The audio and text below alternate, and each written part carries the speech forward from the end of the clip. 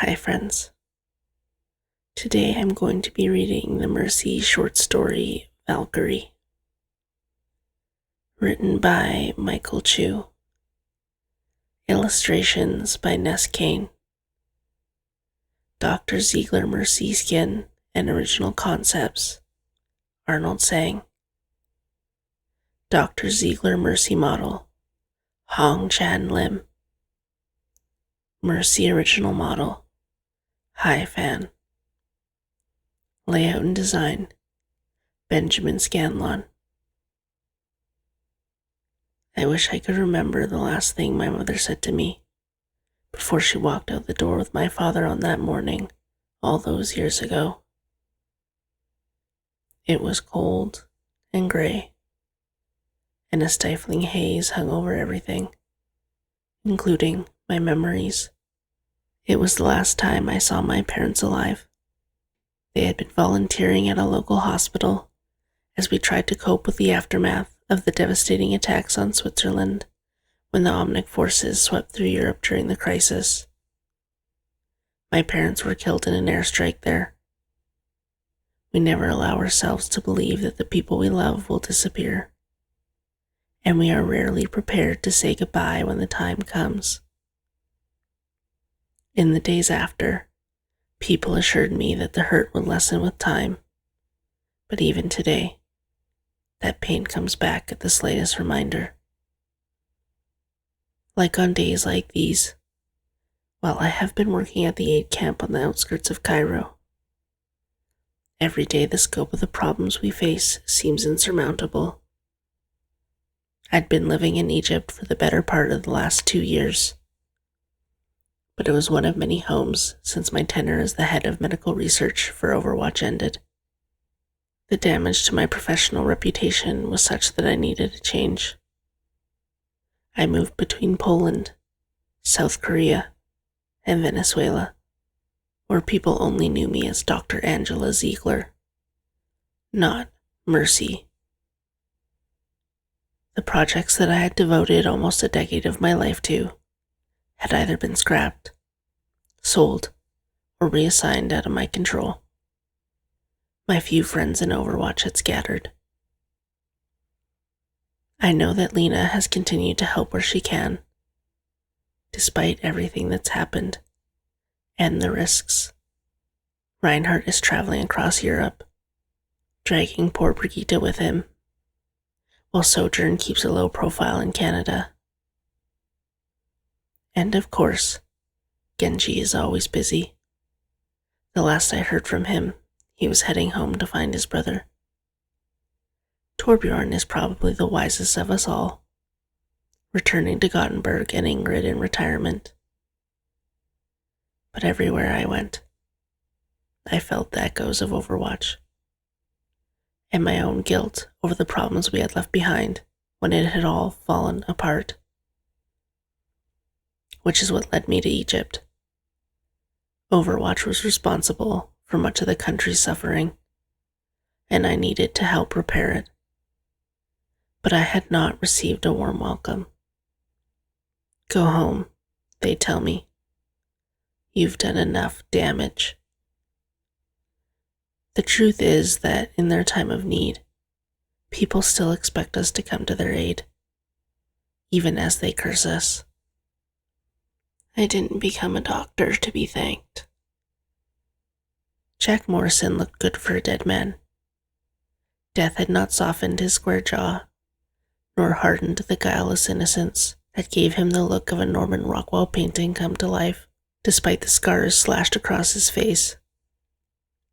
I sensed that his greatest scars were in his head, despite the recent festering wound on his back. It was the latter of these injuries that had brought him to my mostly unfurnished apartment just off the Khan El Khalili souk. When I pushed him for details, Morrison was typically taciturn. He'd always been a textbook example of a difficult patient. Stubbornness is the only thing with a chance of killing him, came the voice from the kitchen. The voice's owner, Anna Amari, was rummaging through my kitchen cupboards for tea, making herself right at home. It seemed that Morrison hadn't been alone in miraculous recoveries. We'd all believed that Anna had been killed by a sniper's bullet in Poland. And yet here she was.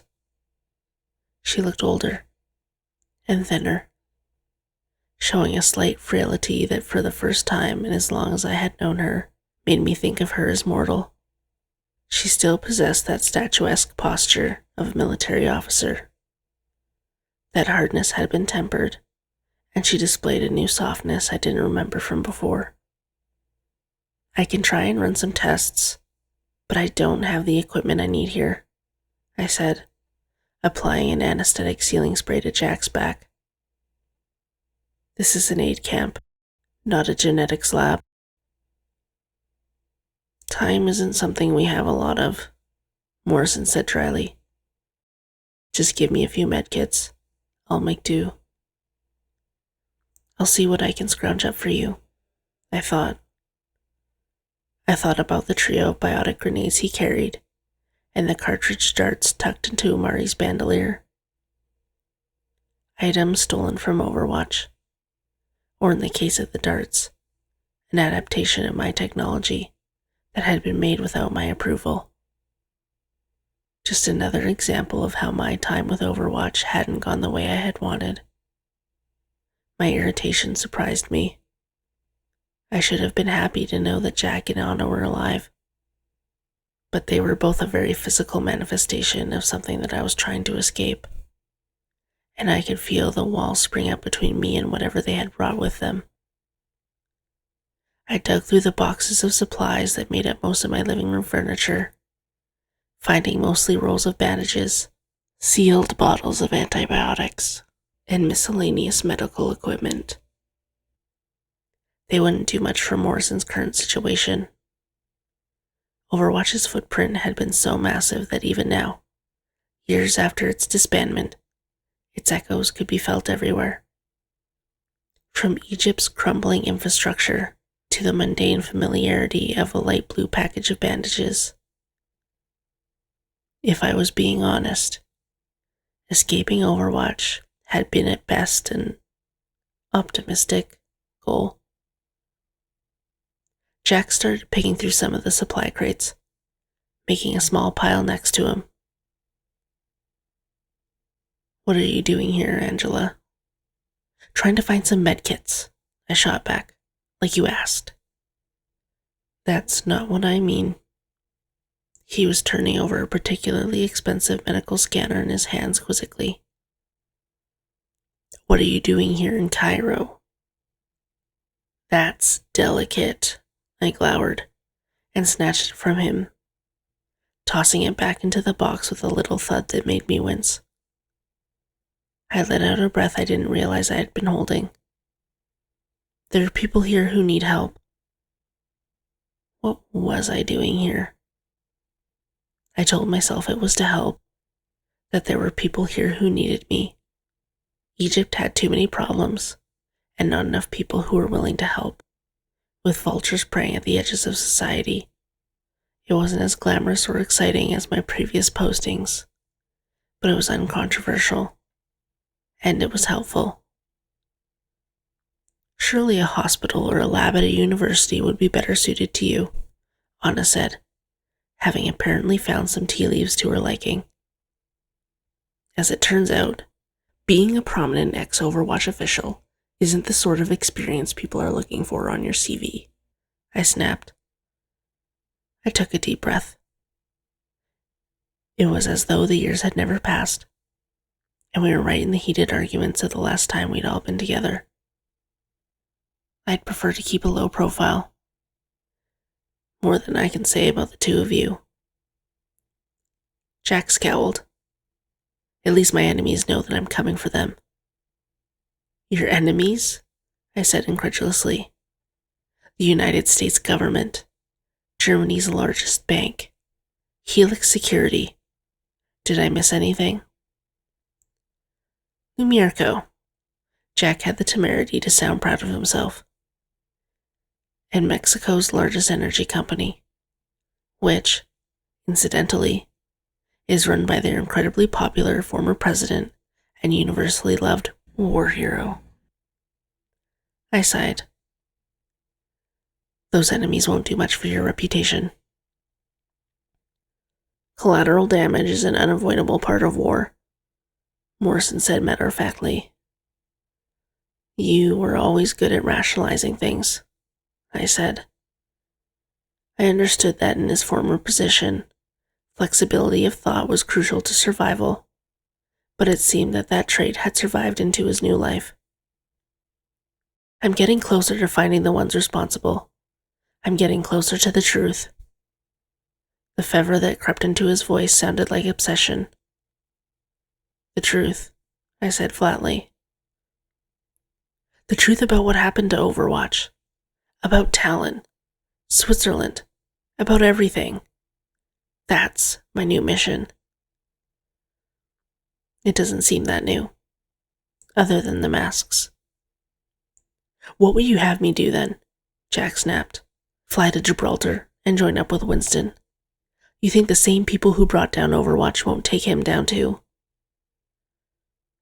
Winston saw that the problems in the world were growing, and he saw Overwatch as a solution for everything. I don't think Winston ever questioned why things had fallen apart. He loved it, and needed it too much to see how it had damaged and changed us all. Being in that room with Jack and Anna only reinforced to me that we were all still broken. Doing the same thing as we had done in the past would only lead to another disaster. The world didn't need that. Winston's heart was in the right place, but that didn't mean he was right. Let Winston play hero, Jack said dismissively. I'll do what needs to be done. Reyes, Ogundimu, Maximilian, Viali, Sombra, Odiran, and the rest of them. They'll be dealt with. Reyes. Just the mention of his name caused a shiver. I thought I'd buried all three of them. Morrison, Amari, Reyes.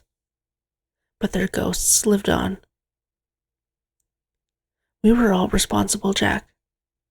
Overwatch is gone. Your personal revenge won't change anything. Someone has to make them pay. I will get justice. Justice, I scoffed. I could see that the pain consumed him like an affliction. If you keep this up, you will have proven to the world that Overwatch really did become the thing they feared. I wish you could see that. When I first stepped into Morrison's corner office all those years ago, things were very different. I was bright-eyed and excited, fresh from my post as the head of surgery of the University Hospital in Zurich. Initially, I thought I had walked into a museum exhibit. Scattered around the walls were photos of Morrison with various heads of state, pictures of the strike team, and memorabilia from his military career.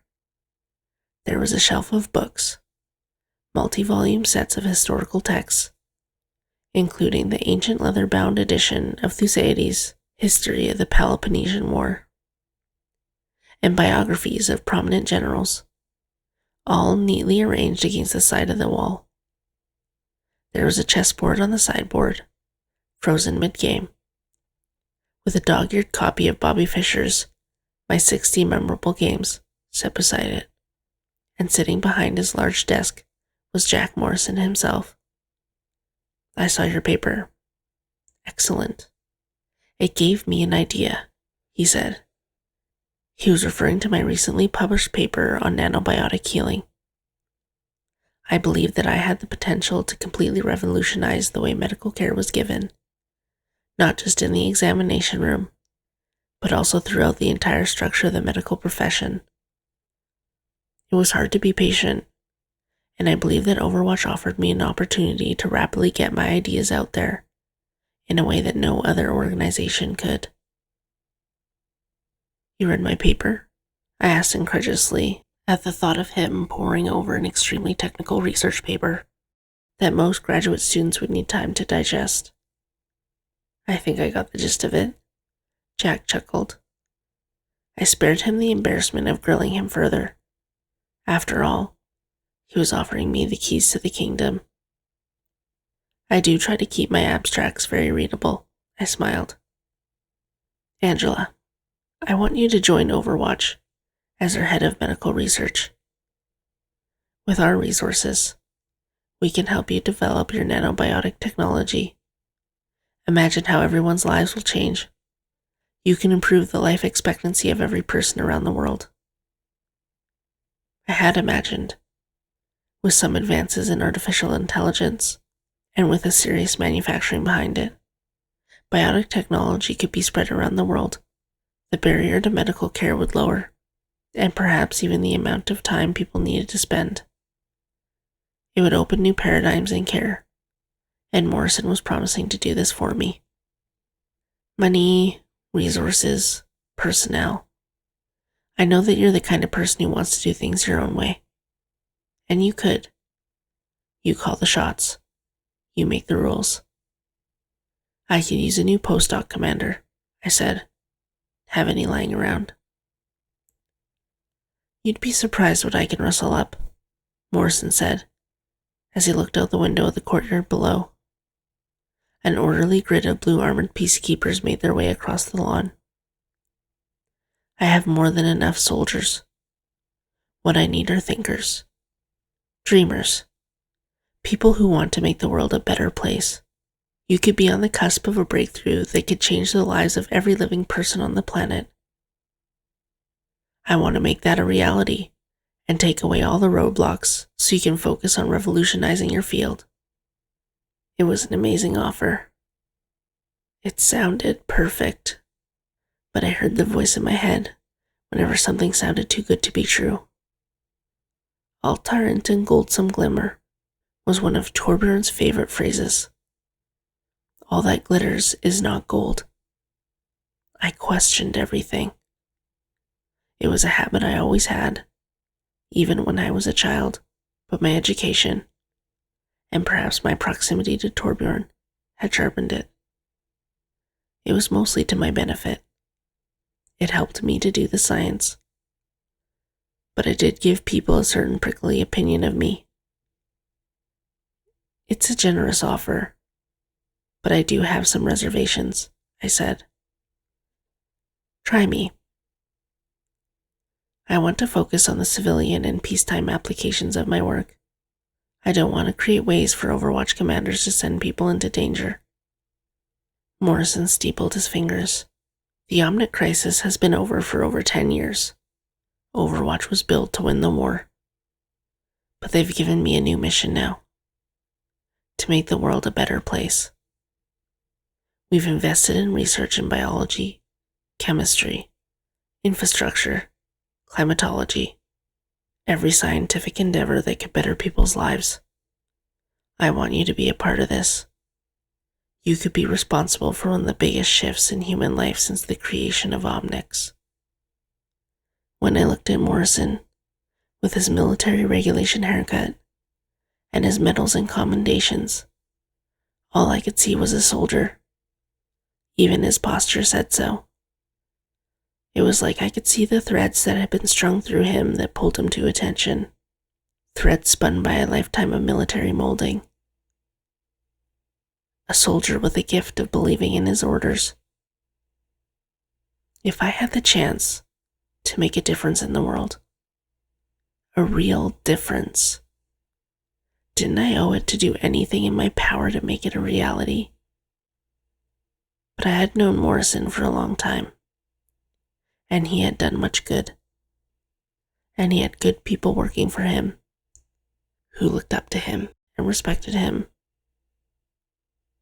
I had no doubt he believed what he said. And more than that, I wanted to believe what he said. I know what your values are, Angela. I've known you for years. It would be a privilege for you to help us with our mission, Morrison said. No more grant applications, no more haggling for new equipment. Whatever you want, you have my word. Postdocs, I smiled. As many as you need. I had fallen asleep at my desk when I was jolted awake by an explosion. It felt as though the ground itself sighed, and then several smaller impacts caused the windows to rattle in their frames. The lights flickered. I could feel the bass drum rumble of thunder in the distance. But as anyone who has lived through war knows, there is weather, and there is war. I quickly dressed. I had lived in Cairo long enough to know that what came after the sounds of thunder. We'd have to get to the camp ready to receive patients. Not long after, Morrison and Anna appeared in the doorway, like two wraiths in the darkness. Their familiar faces had been replaced with their masks, their only expressions an illuminated line of red and one diamond of blue. "What's going on?" I asked. "There's been an attack on the Anubis facility. We need to go. Now." Morrison's voice was distorted through some mechanism in his mask that covered his mouth. It manipulated his voice, taking out whatever humanity was left. "Helix will get the situation under control. You'll only get caught in the crossfire." "It's Talon," Jack said. I knew that tone. There was no convincing him otherwise. "Angela, there are people out there caught in the crossfire. They need help that Helix cannot give them." Anna interrupted my protests. "Are you going to come with us?"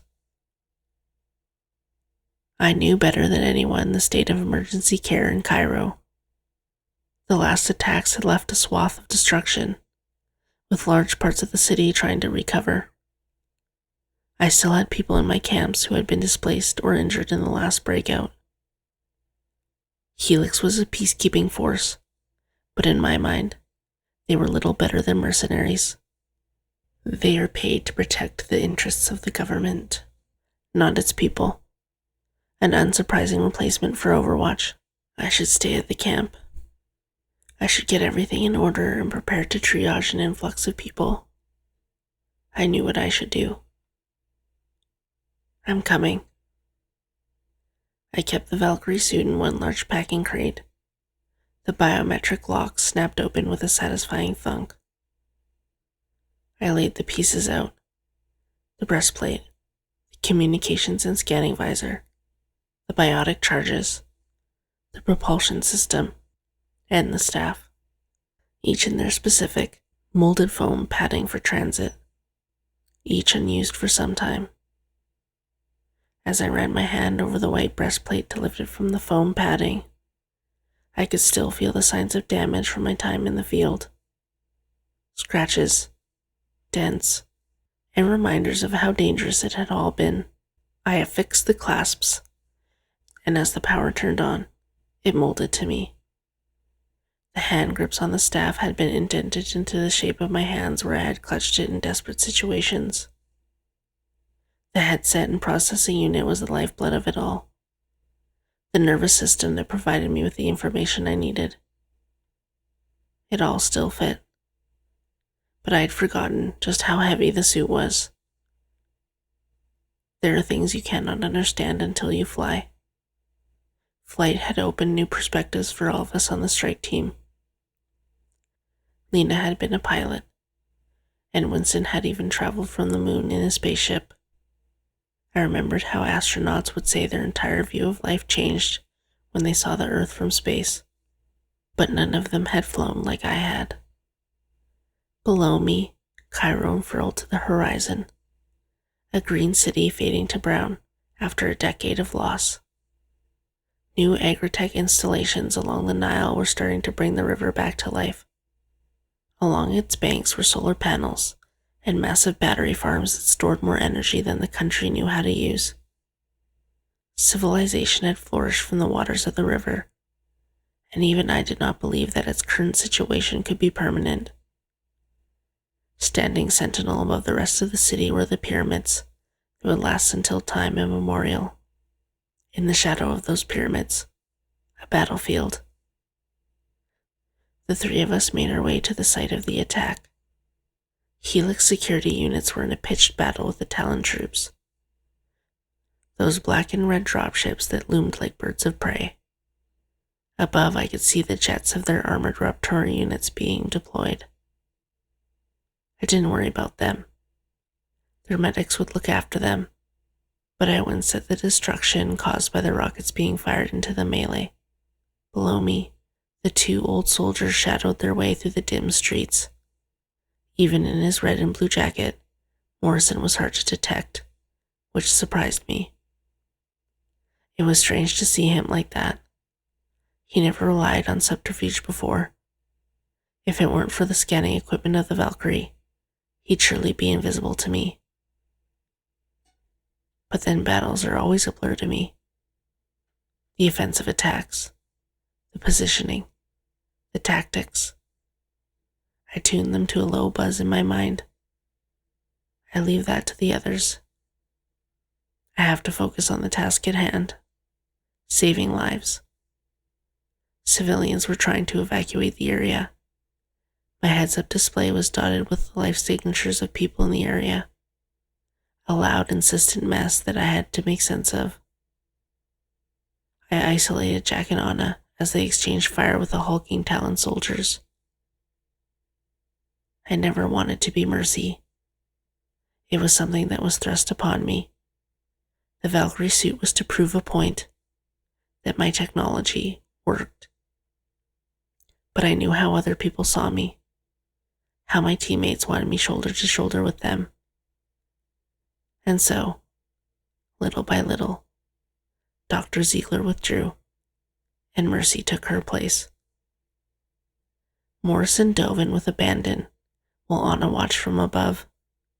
Talon soldiers with their red and white masks were everywhere, pinning down the Helix soldiers in blue. Suddenly, a series of explosions tore through the night, and my eyes fixated on a dark mass, darker than night. A black figure emerged from it. A hailstorm of gunfire exploded from its center, and the two old soldiers raced for cover, out of my sight. What was that? I breathed. Gabriel.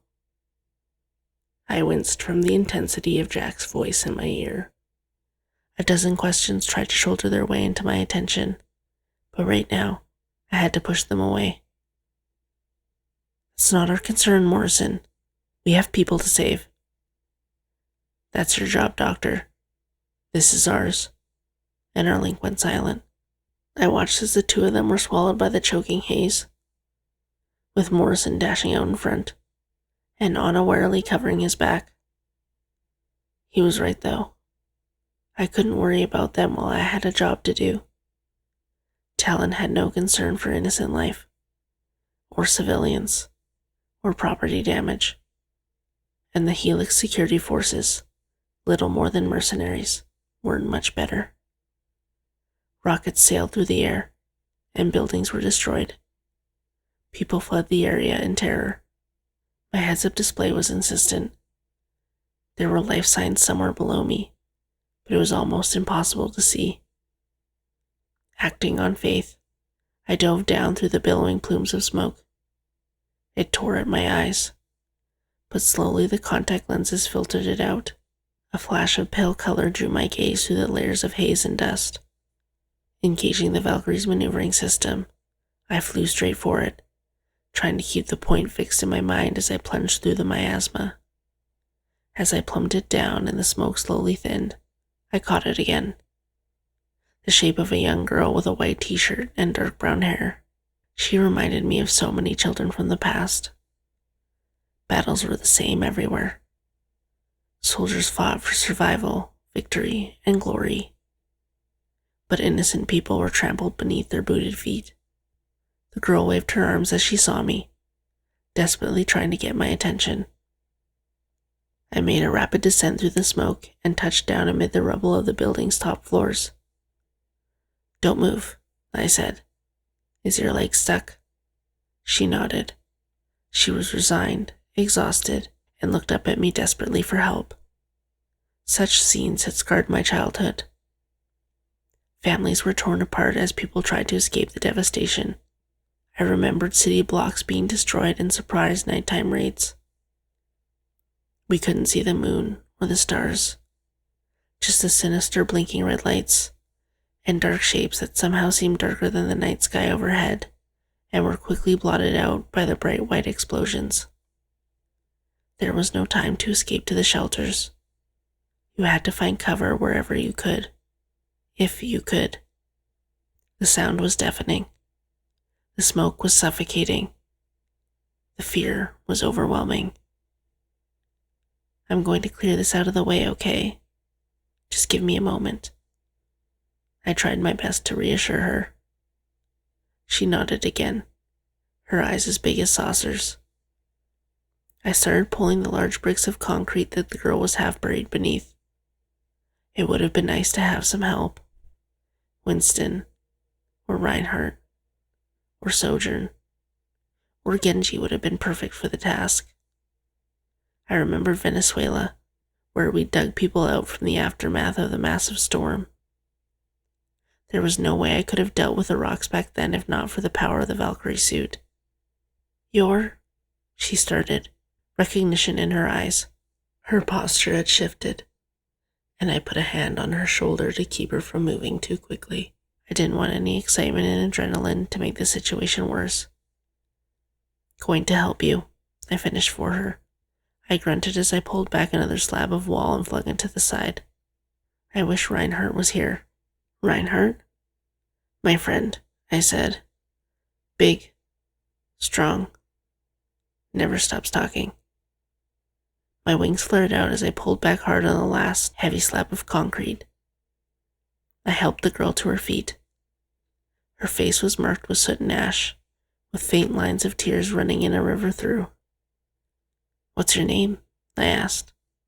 Hanan, she said timidly. Let me do a scan, I told her. She looked uncertain, but remained still as a statue as the light blue wave washed over her from the Valkyrie's handheld scanning module. Nothing broken. It seemed like she would be okay.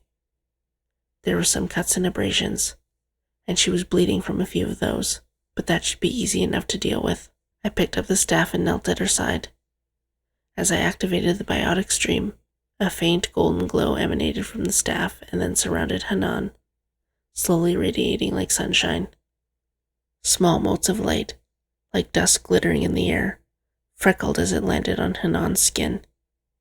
Her eyes brightened, and then she flinched like she had just held her arm too close to a fire. It might be a little hot, I said. Let me know if it's too much. She nodded and watched on with amazement as her wounds knit closed. It's like magic, she said. Science, I smiled. Much better than magic. Have you ever heard of nanobiotics? Is it like little machines? She made a little motion like there was a cloud of flies. Not quite, I said, feeling the momentary pang of disappointment that a technology that could have revolutionized healing around the world was basically unknown to most. But there were more important things. I'll explain it to you. But first, we need to get to safety. We can't leave yet, Hanan said. My brother is stuck inside. We have to help him. Everyone else left. They wouldn't wait. Gunfire still rang out in the streets. The heavy sounds of mortars boomed, punctuated by the grating thrum of automatic weapons. The situation was still extremely dangerous, and I didn't want Hanan exposed for any longer than she had to be. Please. There was no way I could leave him behind. I tried to find him using Valkyrie's scanner, but the electrical interference made it hard to make radar or visual identifications. I can't leave you here, so you'll have to come with me. Hanan nodded. The building we were in had been hit multiple times. I shouldered my way through the entry, and we set off down the stairs.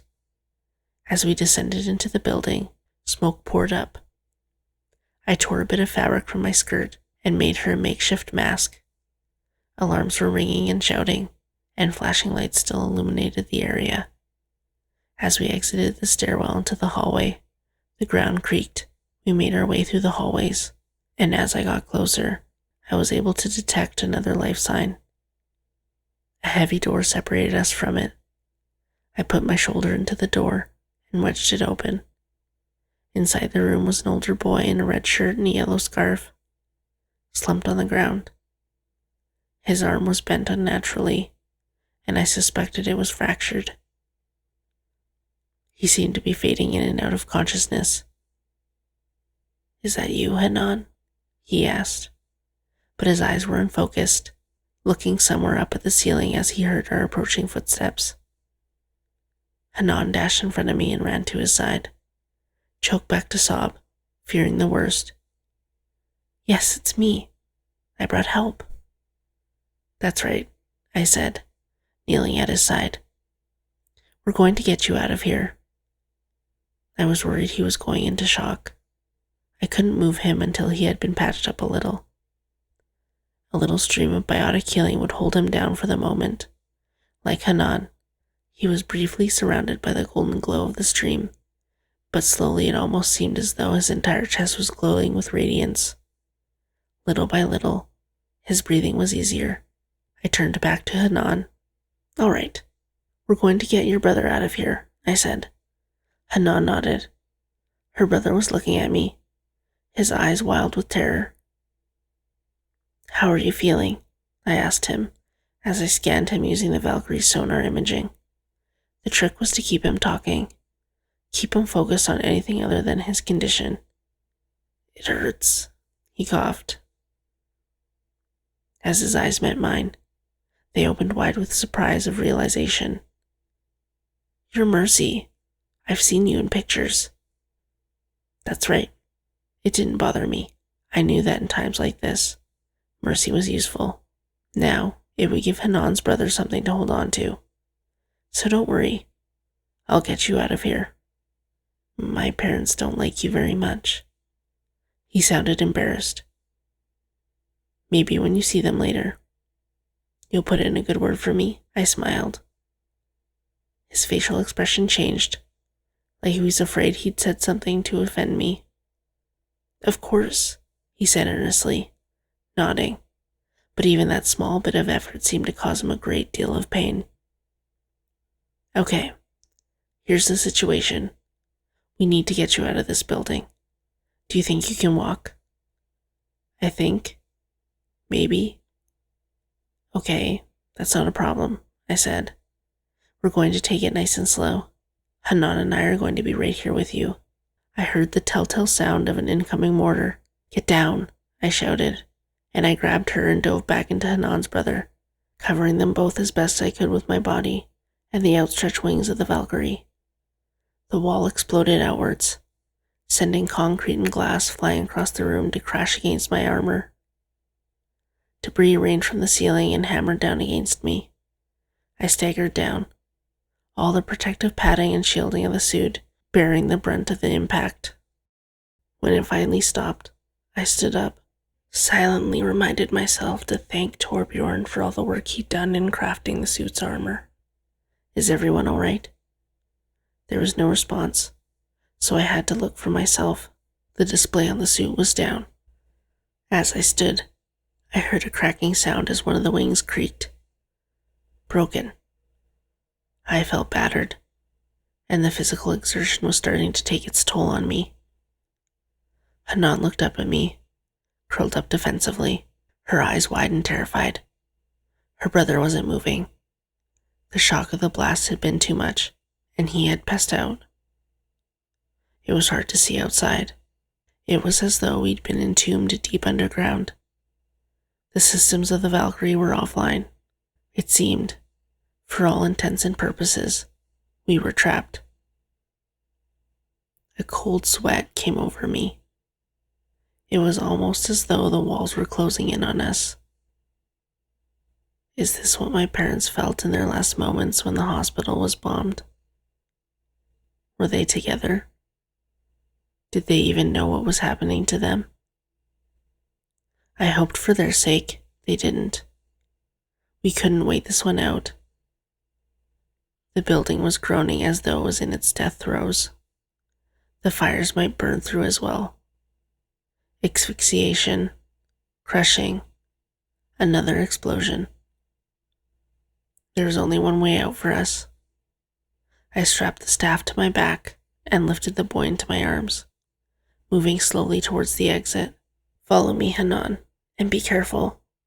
I navigated through one hallway, then the next, shouldering over the gaps in the floor.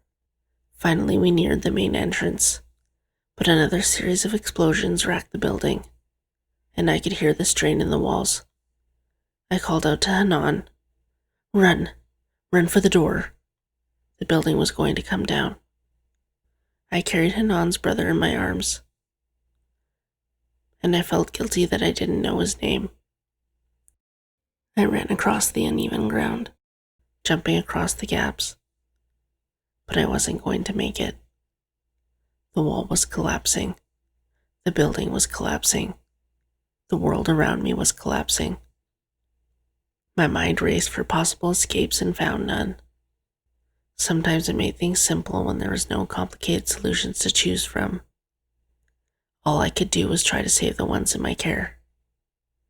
I threw myself over Hanan's brother as the entire building came down around me, crashing into my back and pushing me to the floor. The world went dark. When it brightened again, I heard a voice calling out to me. A large weight seemed to be lifted. Beneath me, Hanan's brother. What was his name? The Valkyrie suit insisted that he was fine. As fine as could be. "Hanan," I called out in a daze, but heard no response. Coughing, I rose slowly, as debris crumpled off my back. A strong arm gripped mine. It was Morrison. With the mask off, he seemed human again. Jack's face was covered in dust and soot, except for a patch where his mask had been, and his jacket seemed to have a few more holes in it. "Angela, we need to get out of here," he said. "The girl," I coughed out. "I have her," came Anna's voice from the haze. Anna was scanning the area, prowling like a stalking cat. "It's time to go." The rest of the day passed in a blur of activity, admitting a river of patients who had been caught in the crossfire, including police, Helix agents, and first responders. There weren't enough doctors, beds, or time to devote to them all.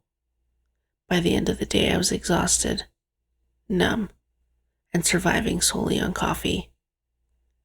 By the time I finally took a break, the sun had sunk past the horizon, and a nighttime chill had settled over the camp. Jack and Anna came in to see me. The masks were gone, but their memory was still imprinted on my mind. "Where will you go next?" I asked them. They each had a large bag with them. "Gabriel was here. We have to follow him," Jack said. There hadn't even been time to process what I had seen on the battlefield, or to consider what it all meant. "He survived?" I asked, immediately struck by the absurdity, but then I winced.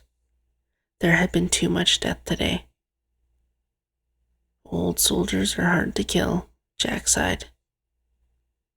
"Gabriel led the attack. We need to follow the trail before it goes cold. Somewhere in Europe, it seems like. It was where we had been heading before we took a detour here. Maybe see some old friends. Well, good luck out there. I hope you find whatever it is you're looking for," I said. "You could come with us. We could still use your help." The way Morrison said it, I could tell that even he didn't think there was much of a chance I would accept. "I can't stay here. But I can't go with you either." I shook my head. "We're heading in different directions." "Time will tell," Morrison nodded. "Good luck, Angela. And thanks for the med kits."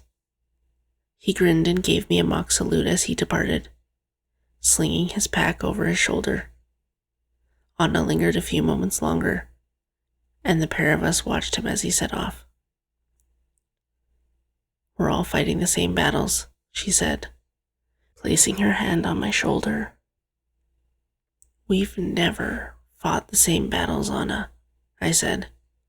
"I don't even like battles." "Maybe not, but we're all still fighting. Jack might not be as idealistic as he once was, but he's just as bullheaded as ever, on a side. The more things pass us by, the more we want to hold on to them. He can't fight the past. He has to know that. I think Jack will always find something to fight. He needs it. Anna's eye narrowed. Our generation's war is over. Every generation has one. Why do we fight? For blood? For money? For king and country? For justice? For what we believe in? It's not always on the battlefield. Some wars last for decades, but ours was over in an instant. Gabriel built our team to save humanity, but he couldn't rebuild afterwards. Adawe and the others thought Morrison was the one who could. He looked the part, after all. The war hero. Compassionate, brave, confident, political. But at the end of the day, a soldier. And all soldiers only know one way to live. We aren't meant to change the world, just to save it. That's why the rest of us were there, I said. Anna nodded sadly. We never knew how to let the ones who followed us take up the struggle. We aren't made for peace. After this, Anna motioned to her eye patch. I thought I would have a quiet retirement. And here I am. You, Lena, Sojourn, and the others see things in a different way.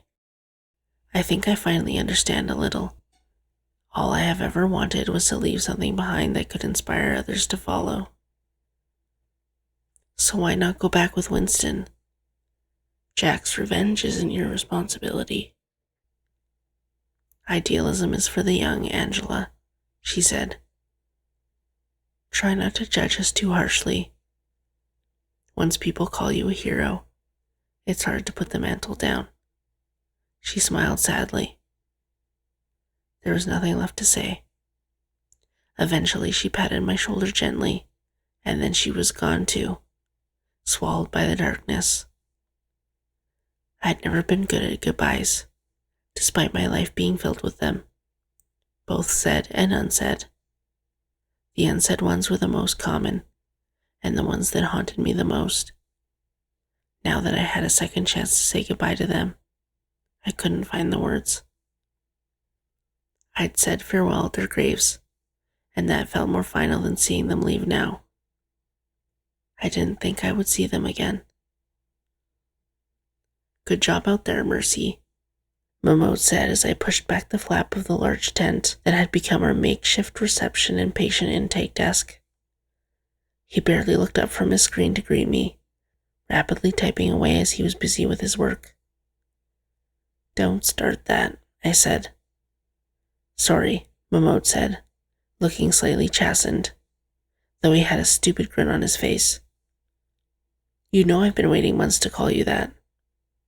I hope you enjoyed it, I sighed. Can you tell me what happened with the children I brought in?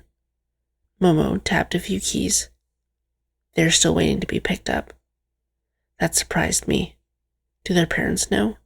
I looked down at my watch and realized it was much later than I had thought. It's been hours. Momot looked as though he didn't want to answer my question. Oh. Momot finally said. Their parents were both killed. We're trying to locate the next of kin. One time, I was that girl who waited for her parents to return. I still remembered the voice of the police officer who came to tell me, but I didn't remember his face at all. Dr. Zeigler? Momot asked. Are you all right? I realized that my finger had moved up to wipe away a tear from the corner of my eye, underneath my glasses. Just tired. You did a good job out there. Those kids would never have made it if you hadn't found them and gotten them out of that building. Someone had to, I mumbled, as I excused myself, suddenly feeling the stuffy confines of the tent. As dusk fell across the Giza Plateau, the rows of the treatment tents, arranged in their grid with military precision. Their white canvas, reflecting the last remainders of dusty light, looked like a new annex of mastabas that somehow survived the millennia of wind and sun and time without effect. The ancient Egyptians who inhabited the neighboring tombs had given much in life, and more in death in the pursuit of life eternal, to no avail. In a gap between two tents, I watched Hanan and her brother. Her brother was lying down on a coat, while Hanan was sitting at his side, trying to raise his spirits. Anna's words came back to me. For the past few years, I had thought perhaps that my fight had ended in failure. When I thought back to when I was in Morrison's office, and I had first decided to join Overwatch, I wasn't sure I could ever be that optimistic again. But I knew that the fire that burned then still burned inside me now. The struggle, the doubt, and the controversy had worn away the vast reserve of heroism I once possessed.